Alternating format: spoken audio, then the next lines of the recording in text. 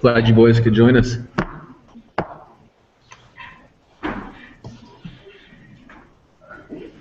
Where's the tag, Chris?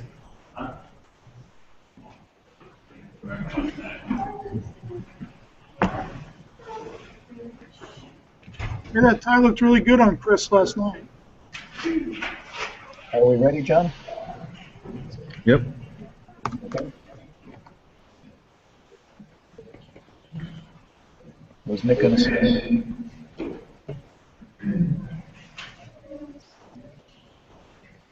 I think he asked if you were going to say anything. Do you want to?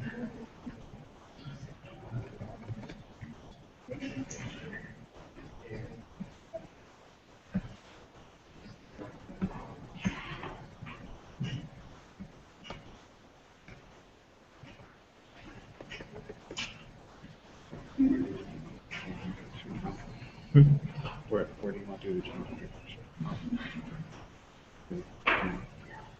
I can just do it. Do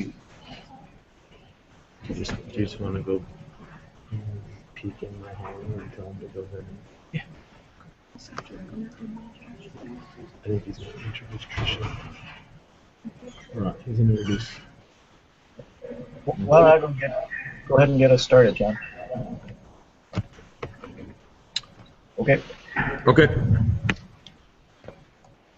Hi, welcome to the second annual Brain Tumor Awareness Week lecture series. We're going to be having a week talk with Trisha Sippel. She's a doctor at University of Colorado, and she's here to give a talk with us. The Google Hangouts type of technology, and Dr. Wynn and Dr. Rogan are here doing this. And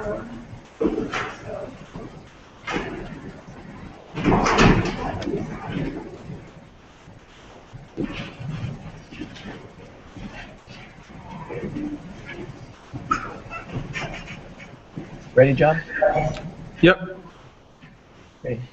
Hello, welcome to We Speak. My name is Robert. I'm a neurosurgeon and the medical director of Michigan Brain Tumor Center. For those of you new to We Speak is an online journal club. The authors present and discuss one of the recent publications. With We Speak, we hope to make biomedical research more understandable, transparent, and collaborative. We are especially excited tonight because our guest is Dr. Trisha Sippel, one of our former students. You'll hear more about Trisha in just a moment. We're also excited because for the first time, we speak in front of a live audience.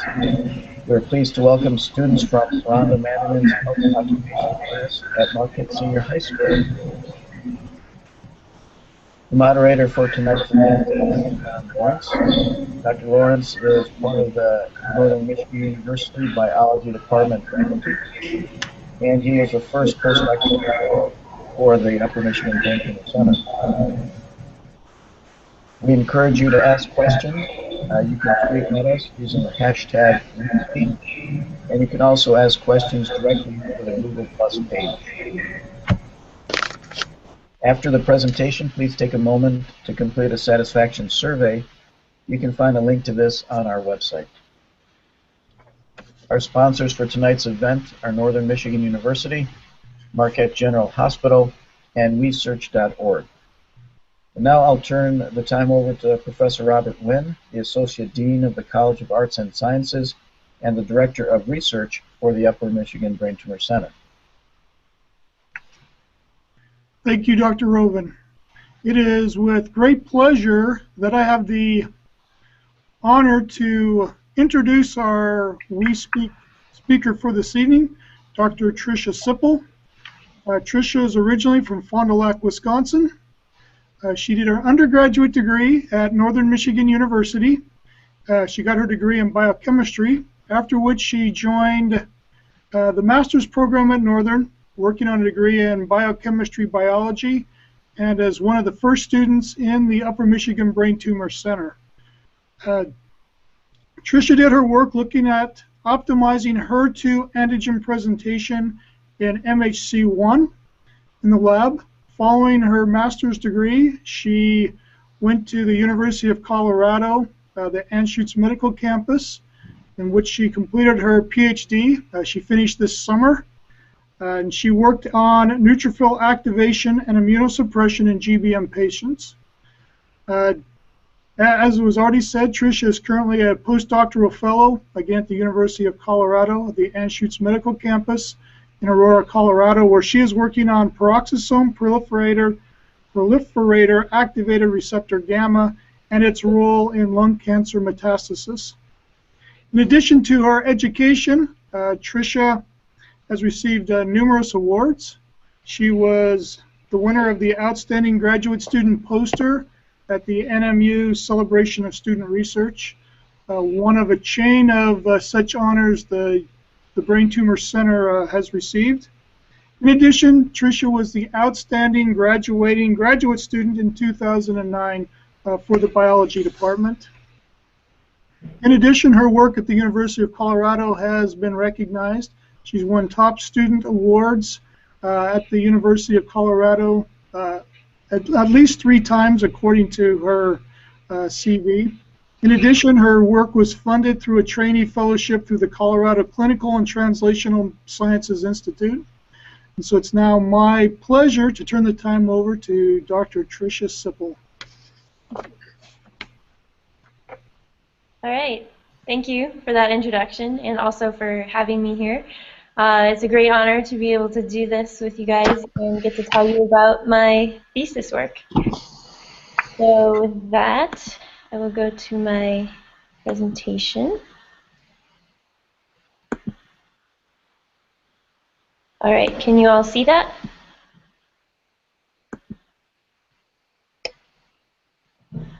Yep.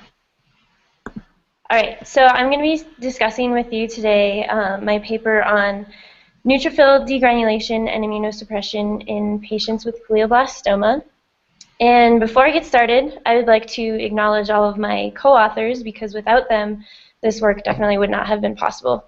So Jason White and Kamalika Nag were research assistants in the lab who did a lot of this work that went into the paper. Vadim, or as we call him, Eddie, was a med student who basically started this project off and got a lot of the foundation work done for it. And he is now a neurosurgery resident at Duke. Marcy Klassen is a nurse practitioner who coordinated all of the patient samples and getting the patient consent forms and everything. BK DeMasters is a pathologist here at the University of Colorado. And she was a huge help doing some of the histology for the paper. And then, of course, Alan Waziri, he is, or was my PI during my PhD work, and he is now at George Mason University in Virginia and continuing this work on glioblastoma and its interaction with the immune system. So first off, I would just like to give a little introduction to glioblastoma. I'm sure most of you know this very well, but for those of you who have never heard about GBM, so glioblastoma, or GBM as it's abbreviated, is the most common type of primary brain tumor. It makes up the highest grade of brain tumor, so it's considered a grade 4 tumor. Some of its defining characteristics, it tends to be highly necrotic. So if you look at the MRI image on the right of the screen, it's showing a classic glioblastoma. And so in the center there, you can see a dark region which represents necrosis or dead tissue. And that's a common finding in GBM. And then surrounding that necrosis is an enhancing rim, as it's called. So it's a bright area, which is mostly made up of viable tumor cells. So these are the cells that are still proliferating and are causing issues for the patient. So on the MRI, it looks like this tumor is well defined and it has a definite border. But if you were able to look at it microscopically, you could see that it's actually highly invasive. So there are individual tumor cells that are leaving the tumor and invading the surrounding normal brain. And these are the cells that are going to cause issues once you remove the tumor, because they're still present there and they can grow into a new tumor. So the current treatment strategy for GBM is to surgically resect as much of the tumor as possible without causing harm to the patient, and then followed by chemotherapy and radiation. And even with this aggressive treatment strategy, the diagnosis is only 12 to 15 months once the patient has been diagnosed with GBM. So it's a very short survival rate, unfortunately. And so far, there has been no significant improvement in this survival rate with targeted therapies. So one of the main focuses of cancer research right now is to find mutations that the tumor is using to survive and then target those mutations with targeted therapies. However, one of the problems with this approach is that new mutations can occur within the tumor that the tumor then becomes dependent on and makes these targeted therapies ineffective. So one of the promising strategies for treatment of GBM is immunotherapy. So what immunotherapy does is it uses the body's natural immune response to try and target the tumor cells. And there are several advantages to using immunotherapy, especially for treatment of GBM. And so the first advantage is that it can be specific to the tumor cells. So your immune system naturally can distinguish a healthy cell from a cell that's sick or has an infection, or a tumor cell, which is bad for your body. And so by using the immune system, you can target these tumor cells specifically and hopefully not hurt the normal surrounding brain. The second advantage is that it's sensitive. So where chemotherapy might not be able to diffuse into the brain and track down all of those single invading tumor cells, immune cells can actually move through the brain and track down these single invading cells. And also it's adaptive. So if the tumor does develop new mutations that it then becomes dependent on, the immune system can adapt to those mutations, and it actually provides new targets for targeting these tumor cells. And then lastly, there's also potential for lasting immunity. So your immune system has a memory, and if these tumor cells are able to come back, it's possible that the immune system can then target them again. So when we think about the immune system, there's really two sides to it. So first we have the innate immune system, which is mostly made up of monocytes, macrophages, and granulocytes. And these cells are going to be the first responders to an infection or a pathogen. And so they basically will get non-specifically activated and release antimicrobial factors or act to engulf the pathogen and try to clear the infection right away. But then their second function is to recruit and activate the adaptive immune system. So the adaptive immune system is going to be more specific to the infection that's occurring. And the cells that make up this immune system are B cells, and then also two types of T cells, CD4 and CD8. So like I said, they're going to specifically respond to these pathogens, and they're the cells that are able to distinguish a self or healthy cell from foreign antigens or a cell that's not healthy. And they also can provide that long-lasting immunity that I was talking about. So when we think about tumor immunity, we really want to get T cells involved, because these cells are going to be able to track down those specific antigens expressed by tumor cells, and also they can specifically act to directly kill the cell. So in theory, this is what we would want, is a T cell response to the tumor. So this is all great, but how do we end up with a tumor then if our immune system is so good at tracking down these foreign or bad cells? Well, it turns out there's two sides to tumor immunity as well. So we have those T cells that are going to act to get rid of tumor cells and attack them and kill them. But on the other side, we have cells of the immune system that the tumor can actually corrupt and use to its advantage to evade attack by T cells. And so those cells, which is one of the ones that I'm going to talk about today, are myeloid-derived suppressor cells, or MDSCs. So you can imagine that when using an immunotherapy, we're going to try and activate those anti-tumor cells, or the T cells, to attack the tumor. But those cells that the tumor has used to its advantage to evade the immune system is also going to suppress the work of the immunotherapy. And so it's really important to find out what the tumor is using to suppress the immune function, so that we can possibly overcome this immunosuppression that the tumor is creating and make immunotherapies more effective. So our lab is interested in figuring out what's inducing immunosuppression in glioblastoma patients. So in glioblastoma patients, we see that there is immunosuppression. So they have very few T cells that make it into their tumor. And also, they're peripherally immunosuppressed. So the T cells that are found within their circulation, or within the circulating blood, don't function as well as they should.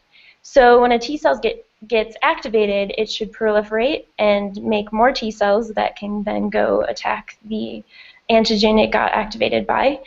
And they also make cytokines that will act to amp up the immune response, and then also that are involved with killing the cell that the T cell gets activated against. So in GBM patients, their T cells don't perform these two functions as well as they should. And there are several mechanisms that have been proposed. So at the time that we published this paper, there were several immunosuppressive mechanisms that have been described in GBM. However, most of them have been described as ways that the tumor cell itself can suppress the immune system. And so you can imagine that all of these mechanisms are occurring within the tumor. And so these don't really explain how we're getting peripheral immunosuppression, or how the T cells within the circulation are getting suppressed. So there are two sides, or two cells within this system that could possibly explain peripheral immunosuppression. So these cells, regulatory T cells and then also myeloid-derived suppressor cells, could possibly explain peripheral immunosuppression because they're able to interact with the tumor, but then also escape back into circulation and interact with the cells within circulation. And so our lab was interested in looking for myeloid-derived suppressor cells within these patients and possibly exploring those as having a role in peripheral immunosuppression. So what myeloid-derived suppressor cells are, they're defined as cells of the myeloid lineage that can suppress T cell function. So they have been found to induce immunosuppression in multiple different types of cancer. And you can generally define them as one of two groups. So either monocytic, and these are defined by two markers called CD14 and HLA-DR, which is also called MHC class 2, or granulocytic, which is defined by the markers CD15 and CD66. So our hypothesis was that myeloid cells could be inducing peripheral immunosuppression in GBM patients.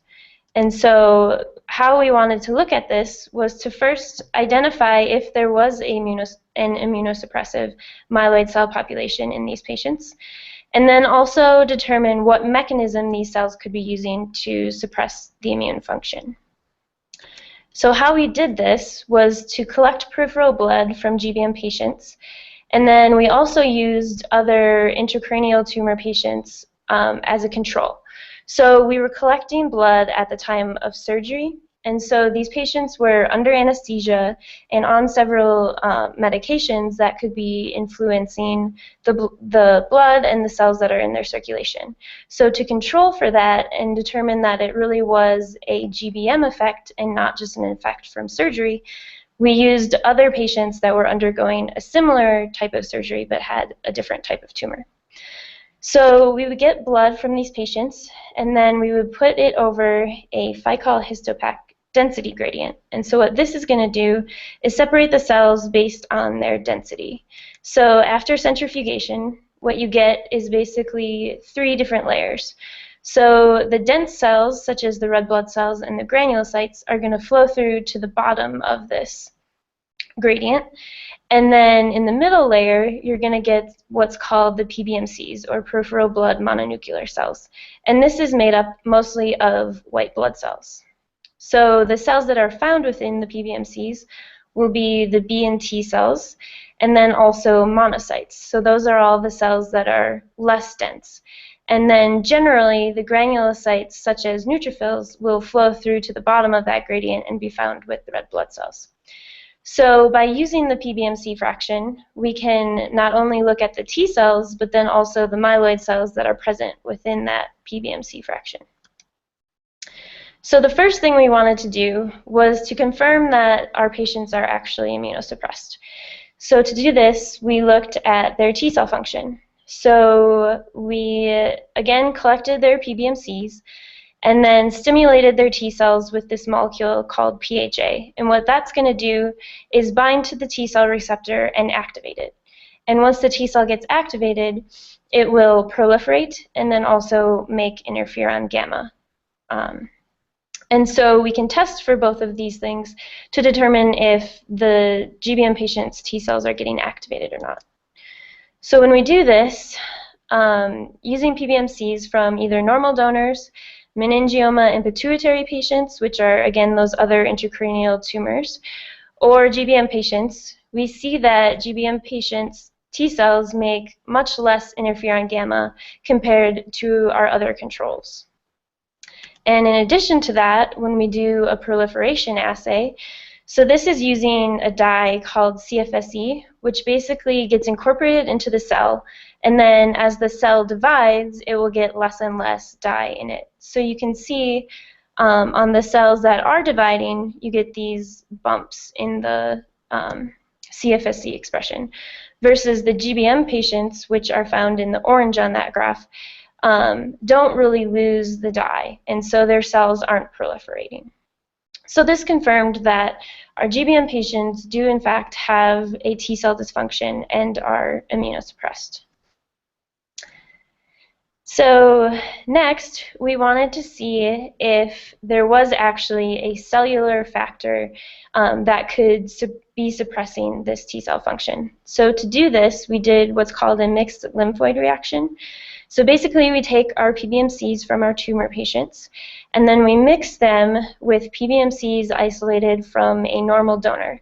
And when you do that, because you have cells from 2 different people, you're going to get a reaction between the 2 cells, and that should activate the T cells.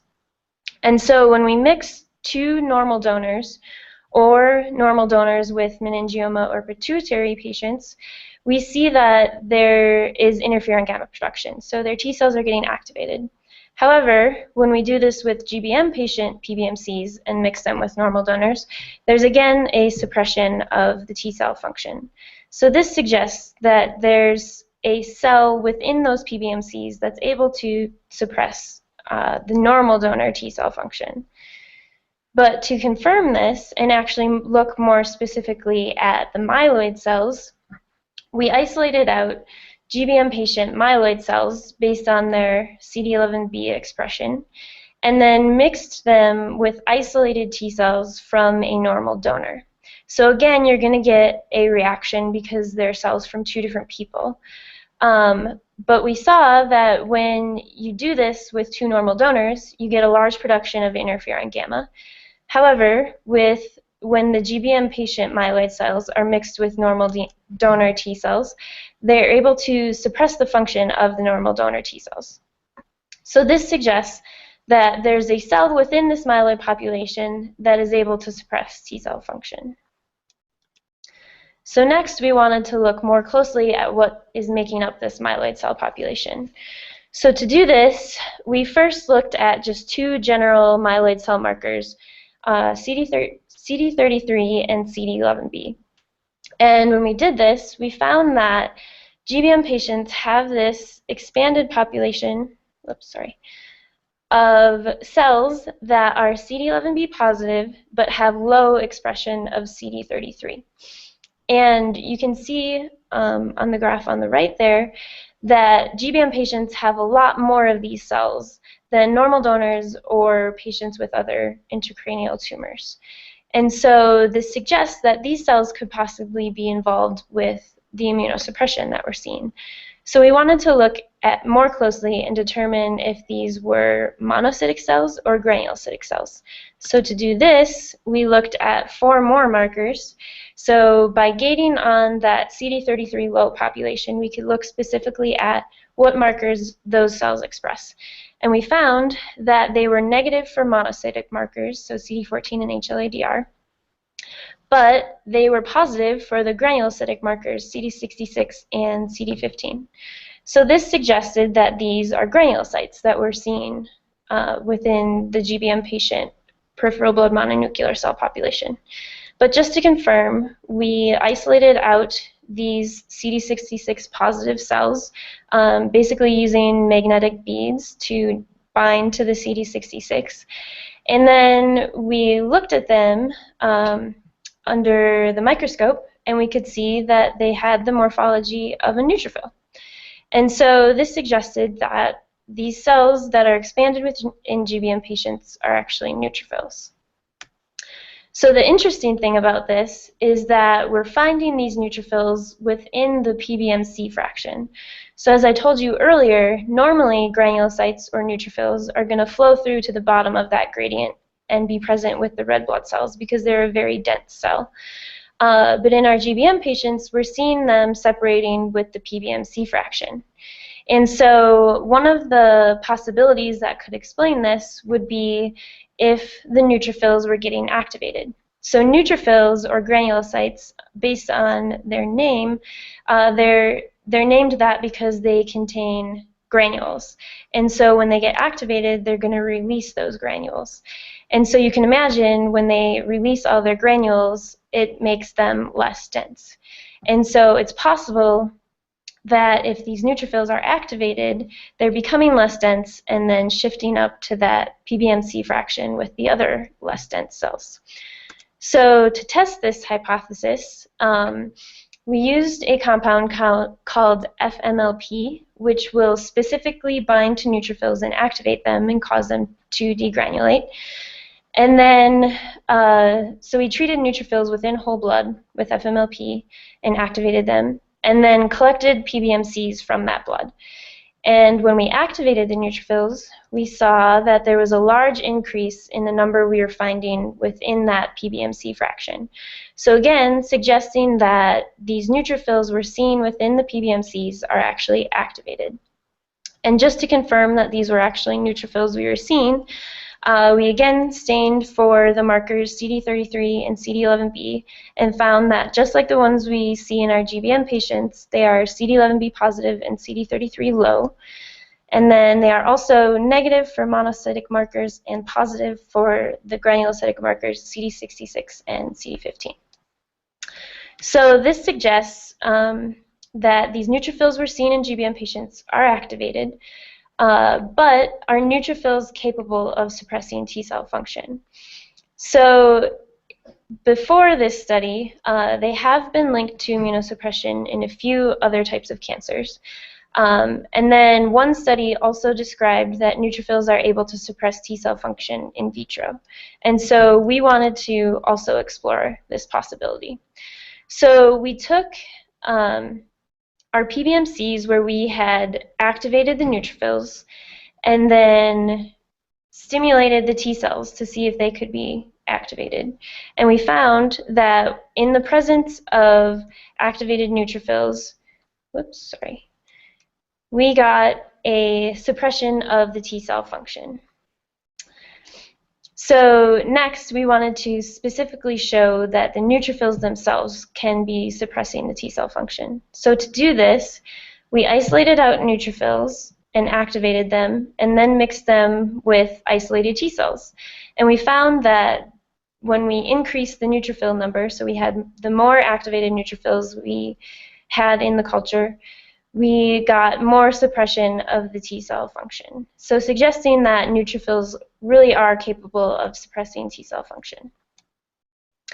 So the paper that described this originally had shown that neutrophils can suppress T cell function through the release of an enzyme called arginase 1. So arginase is found within neutrophil granules, and when neutrophils get activated, they'll release arginase into their extracellular environment. And arginase acts to break down the amino acid L-arginine. And arginine is important for T cells because it will be taken up by the T cell and then used to specifically make what's called CD3 zeta, which is a chain of the T cell receptor. And so if you have high amounts of arginase and you get low increased breakdown of arginine, then you're going to have decreased arginine within the T cell, and basically it won't be able to make CD3 zeta anymore. And without that important part of its T cell receptor, the T cell can't get activated. So we wanted to see if this was also occurring within our system. So when we look at our mixture of neutrophils and T cells, we find that with increased neutrophil activation, we get increased arginase release into the media, and that also correlated with the suppression of T cell function, suggesting that arginase is being released from the neutrophils and suppressing T cell function. So next we wanted to go back and confirm that this is happening in our GBM patients. So we went back and looked at our T cell functional cultures where we were either activating the T cells with PHA or doing our mixed lymphoid reaction. And we found that when we had suppression of T cell function, there was also a high level of arginase within those cultures, suggesting again that arginase could be suppressing the T cell function. But to confirm that this is actually occurring in our patients themselves, we looked at the arginase expression within GBM patient serum. So this is going to be within their circulating blood. And we found that GBM patients actually have very high levels of arginase within their circulation, again correlating with the fact that they have suppressed T cell function. So just as a reminder, how arginase suppresses T cell function is by down-regulating the expression of CD3 zeta. So next we wanted to look directly ex vivo at our GBM patient T cells to see if they express CD3 zeta or not. And we found that GBM patient T cells have much lower expression of CD3 zeta compared to our other intracranial tumor patients that we're using as controls. So again, suggesting that arginase is suppressing the GBM patient T cell function. So our next question was, if we target arginase, can we possibly improve their T cell function? So there was two ways that we did this. We either targeted arginase itself by using an arginase inhibitor, or we added arginine back into the media to hopefully overcome the arginase activity and give the T cells arginine so that they can hopefully make CD3 zeta and then be able to get activated again. And when we did this, we found that either using the arginase inhibitor or adding arginine back into the media, we were able to improve the GBM patient T cell function and actually brought them back up to the level of our controls. And so this was very exciting. It suggested that arginase is really critical for immunosuppression in GBM patients, and that we can target arginase and possibly improve the immune function of our GBM patients. So as a result of this, we started a phase 0 clinical trial, so just a very small trial to try and prove that by using arginine we might be able to improve the function of GBM patient T cells. And so we designed this for newly diagnosed GBM patients. So they either get arginine or a placebo treatment for 7 days prior to their surgery. And so we collect blood at their initial visit, so before they receive either treatment, and then also at the time of surgery, as we had done previously. And so at both those time points, we look for the presence of neutrophils in the PBMC fraction, so basically to quantify how many activated neutrophils they have within their circulation. And then also look at their T cell function at both time points, both by proliferation and, again, interferon gamma production. And so I wanted to share with you guys one patient that we had on this study. So we actually had to close the trial since Alan moved to the East Coast. And so we were able to then unblind the study and look at our patients who had received arginine versus those that didn't. And so this is a patient that received arginine treatment. And as you can see, they have a very high level of neutrophils within their PBMC fraction. So they had just a ton of activated neutrophils. So the average we see in patients is around 20% of the PBMC, but this patient had almost 40. So they have just a lot of neutrophil activation. And you can see that this didn't change much over the 6 days of arginine treatment. And that's actually what we expected, since by giving the patient arginine, we're actually targeting the downstream suppressive effect, not the neutrophil activation itself. So at the initial visit, we saw that this patient was immunosuppressed, so their T cells proliferated to about half the amount of a normal donor. So we took normal donor blood on the same day as this patient and processed it at the same time to make sure that our T cell proliferation was working. And we found that the patient was immunosuppressed. And then after receiving 6 days of arginine treatment, the T cell function actually improved and was pretty much the same as our normal donor. So this was very exciting. It is only one patient, but it does give us some preliminary data that's very enthusiastic for using arginine to improve T cell function within GBM patients. So just in summary, we found that GBM patients have this expanded population of activated neutrophils, and this neutrophil activation correlates with arginase expression and the suppression of T cell function. And by targeting arginase, we were able to improve T cell function in vitro, and then also in one GBM patient that was involved in the clinical trial.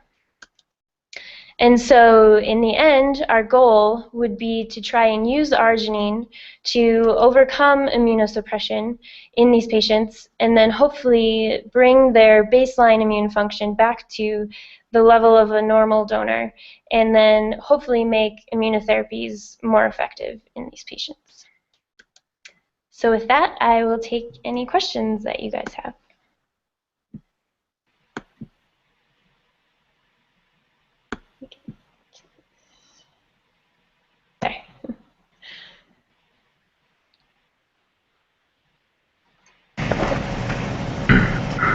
I have no hands in here, Rich. Okay, well, we've actually had a few questions through Twitter and through the question and answer section on the Google Plus page. Okay. We'll start there. First, Trisha, this is, I just want to stress to the folks watching how important your work is, because really, as you point out, there's very limited new therapies for GBM, and to be able to harness the power of the immune system would be a real plus for treating these patients. So congratulations to you and your lab for really doing some wonderful work that not only is interesting scientifically, but sparked a clinical trial, which is, of course, very important. So a couple scientific questions that came in. One is, are there certain factors that you have identified that are released by the GBM to cause the degranulation? So that was one thing that I explored as part of my thesis. We found, so the first thing we did was to take tumor tissue and condition media with it, and then we mixed that media with neutrophils to see if the tumor is even capable of activating neutrophils. and we found that it was.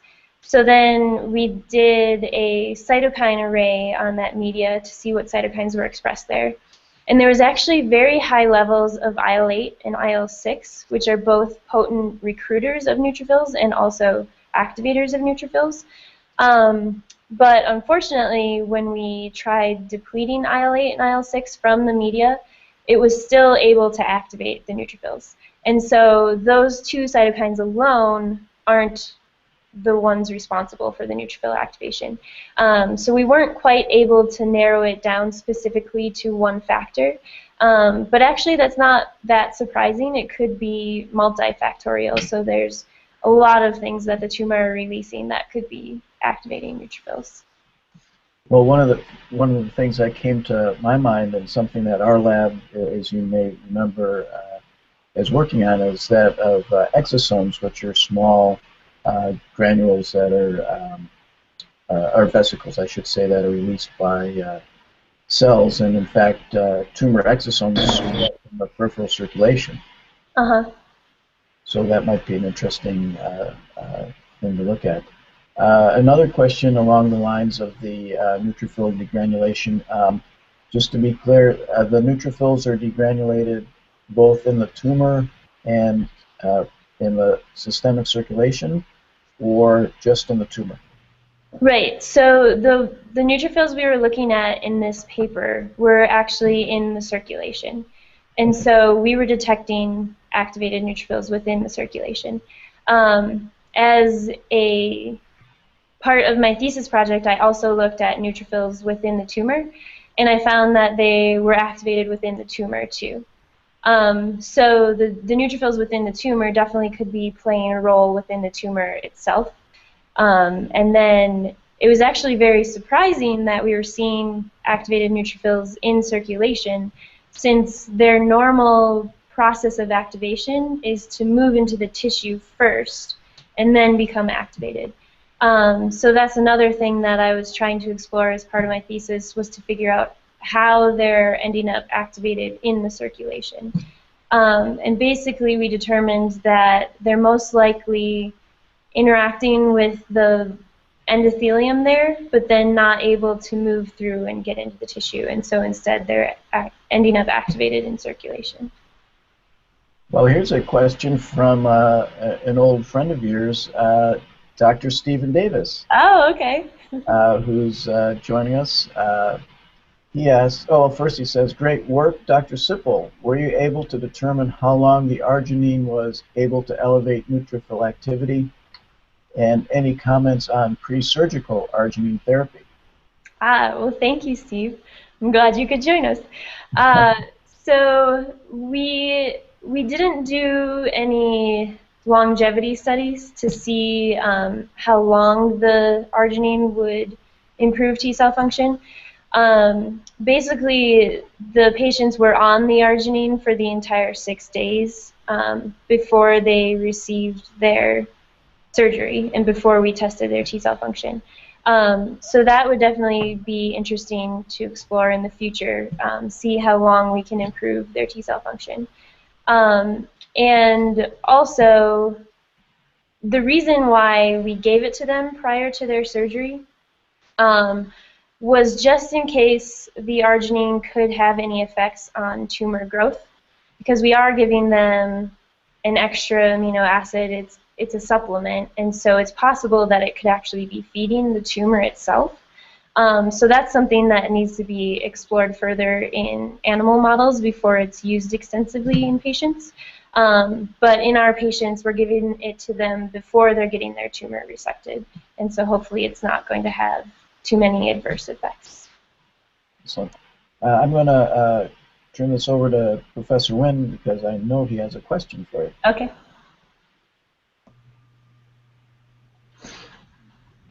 So Trisha, can you hear me? Yep. So I have a couple of questions. Okay. We discussed your paper last week in Journal Club. Uh-huh. And the students, one of the questions they had is, in neutrophils, what is the normal function of arginase 1 and neutrophils clearing pathogens? And does that become an issue if you block arginase 1 or supplement with arginase? That is a good question. So it's not quite clear what the normal role of arginase is in neutrophils. One of the interesting things is that neutrophils have different levels of activation, and so when they get to the area of inflammation that they're responding to, they're basically going to spew out the first granules that are able to get released. And so as the neutrophil gets more and more activated, it's going to release more and more granules. And so arginase is actually found within the granule that's the hardest to get released. And so it's possible that because it's found within that granule that's really hard to get released, that it's going to only get released in a situation where there's been a lot of immune activity and a lot of immune cell activation. And so it could have a role in then suppressing so that there's not too much activation within a site of inflammation, if that makes sense. It does, thank you. So another question. In light of the work that Keith Sabin did, where he looked at T cell apoptosis and fast ligand and found that GBMs cause increased apoptosis, did you see a decrease in the number of T cells in your GBM patients? And if so, did you just think it was due to decreased proliferation, or do you think apoptosis is occurring also? No. So we did see a lower number of T cells. So in a normal donor's blood, your ratio of CD4 to CD8 T cells is usually about 2 to 1. But in our GBM patients, they tend to have fewer CD4 cells, and so that ratio drops down to closer to 1 to 1 instead of 2 to 1. So we did see specifically fewer CD4 T cells.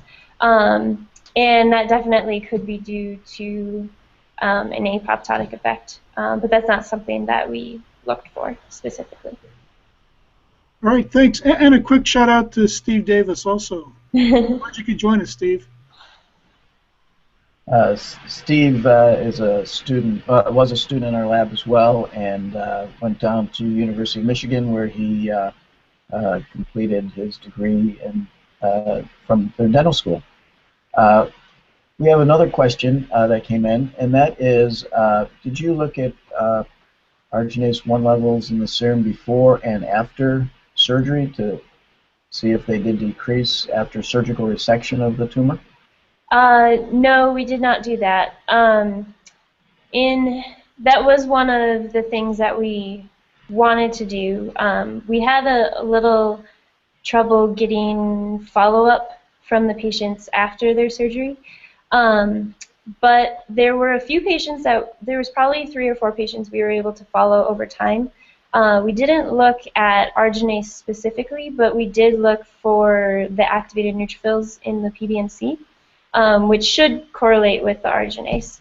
And we found that after surgery and up until the time that the patients recurred, there was a large drop-off in the number of activated neutrophils. So when the tumor was gone, we weren't seeing as many activated neutrophils.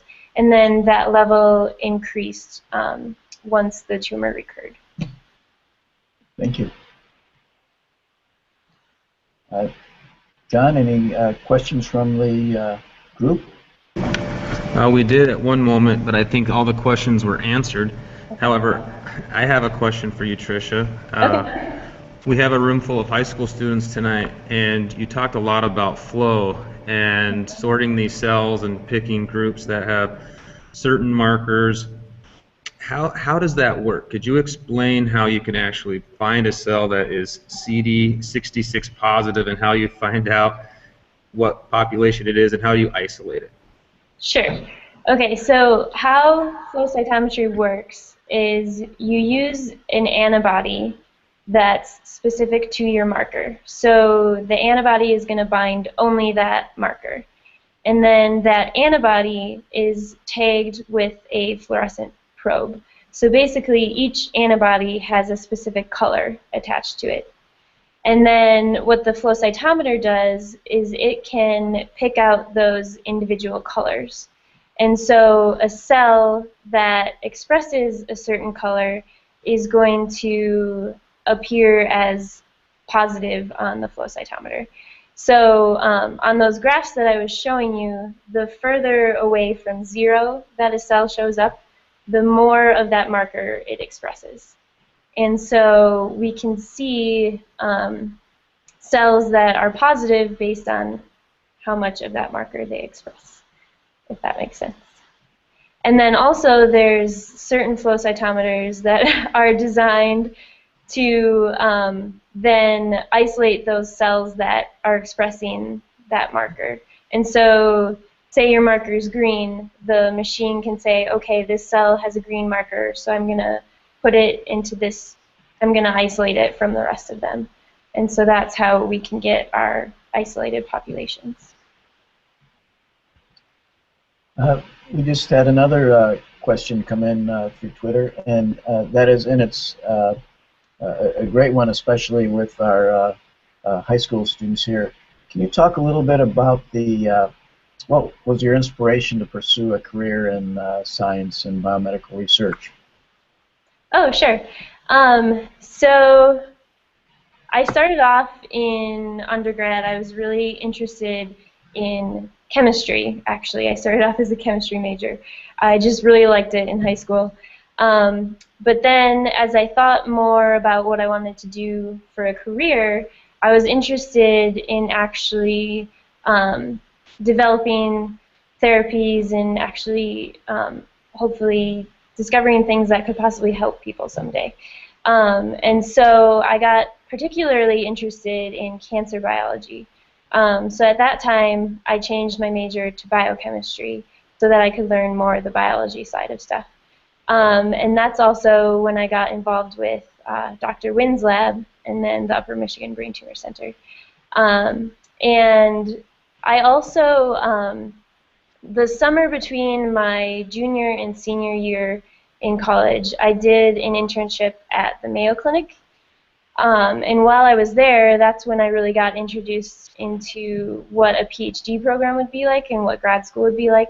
And a lot of the people there were very encouraging that I should go to grad school. And so then once I came back to Northern, that's something that I pursued my senior year. So if anyone's interested in doing grad school or becoming involved with research, my best piece of advice to you is to get involved as soon as you can, because that's the main thing that people are looking at on your applications to grad school is how much research experience you have. And so the more you have, the better it's going to be for you. And you'll also find out right away if you like it or not, because it's not for everyone. So. Excellent. Thank you.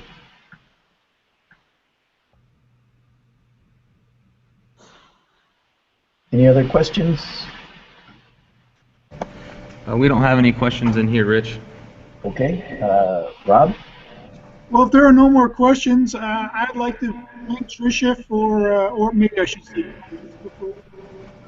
for sharing with us tonight. The work she's done is of great interest, and I know that Northern is very proud of her as an alum, and I know that Dr. Rovin and I and the rest of the Upper Michigan Brain Tumor Center are proud to be able to say that she got her initial training with us, and we're very pleased with the work that she's done. And she told me many times that what she wanted to do when she got done was come back and have my job, and I'm about ready to go. Well, thank you, and thanks for having me. Well, thanks, Trisha. It was terrific. Thanks. Thank you. All right, I'm going to sign off then, and I think that we're going to have some question and answer with Ashley in the auditorium afterwards. Okay. Thank you, Trisha. You're welcome. Bye-bye. Talk to you soon. Okay, sounds good. Bye.